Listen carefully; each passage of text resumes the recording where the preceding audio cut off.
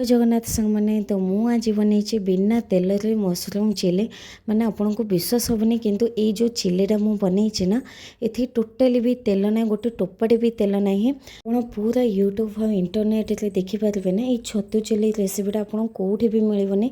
कहीं मुझे जब छतु चिली बनाऊली ना एमती ही छतु को छाणी बनाऊली तो मो हजबैंड देने कहले जे ये छाणी बनइले एक तो छतु पानी जिनस ये पुणी छतुटा छाणीदेले ना से पूरा कमी जाऊँ टेस्ट फ्लेवर किसी भी आसुनी तो गोटे दिन एमती बनाओ तो बनई थी बहुत टेस्ट लगे यहाँ हेल्दी भी जदि कंपेयर करेंगे रेस्टोरेंट बाहर खाऊं ना ताठू तो ये बहुत हेल्दी कमाईना एक तो घरे बनइले सेकेंडली या तेल टोटाली भी ना तो छतु को मुझे भी काटा होना पानी रे हल्दी गुंड पकईकि छतु मु 5 मिनट पकई दूची तापर जाए मु छतु काटुची कहीं छतु जदि किसी भी जीवाणु थी ना ताले सेटा मरीज छतु जो बना हो ना सेटा धान नड़े बना हो तो से पानी भी कंटिन्यूस पकाई था तो किसी भी जीवाणु रही धान नड़े से छतु जेबे भी बनइबे हलदी पानी पकईकि ही बनइबे पाଳ छतु हो बटन छतु हो कि से बाली छतु जो छतु भी हो आउ आपण पाଳ छतुरे भी चिली बनई पारे किंतु बटन छतुरे टिके कम पानी बाहर पाଳ छतुरे भी ना बहुत टेस्ट लगे मु बहुत थर बनई घरे कमाईना मो मम्मी पाଳ छतुर फार्म करछे तो पाଳ छतु बहुत खाई मु आ बहुत बनई भी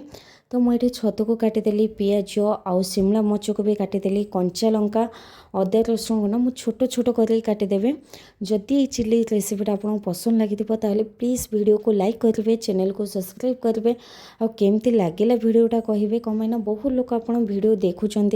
चैनल को सब्सक्राइब करना कि कमेंट नहीं लाइक नहीं तो प्लीज़ से चैनल को लाइक करूँ चैनल को ना सब्सक्राइब भी कर दिंतु मत ये पाଳ छतु टोटाली मिले मुझे भी घर को जाऊँ ना मम्मी पाଳ छतु पकई आम दिजन जा हजबैंड वाइफ एत खुशी खाऊँ ना दिजन जाक ना मो झील को भी पाଳ छतु बहुत पसंद माने आम घर को गले से पाଳ छतु पकई तो आम खाली पियाज पकई भाजी खाऊँ खाइबापी भी बहुत टेस्ट लगे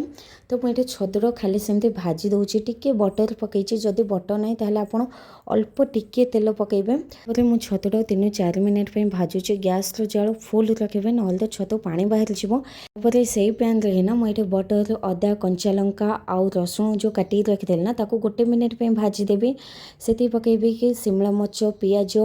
आउ जो स्प्रिंग अनियन माने पियाज नाड़टा ना ताको पकईकि भी 2-3 मिनट भाजबे गैस जाल देकी भाजबे मु ना ये गैस जालटा को देखिए मुझे पियाज और शिमला मर्चटा टे भाजुची जोड़ा कि स्मोकी फ्लेवर गोटे भल आसो ता सहित ये स्वाद अनुसार लुण सोया सॉस विनेगार आउ tomato sauce red chilli sauce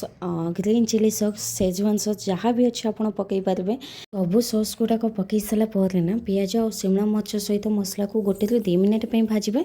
तापर पकईबे छतु आउ छतुटा को भी 1-2 मिनट भाजा हे बेसी टाइम भाजबे लास्ट में मुझे पकईबी स्प्रिंग अनियन माने जो पियाज सागटा छोट छोट कर काटिदेली ना ताको पकईबी धनिया पत्र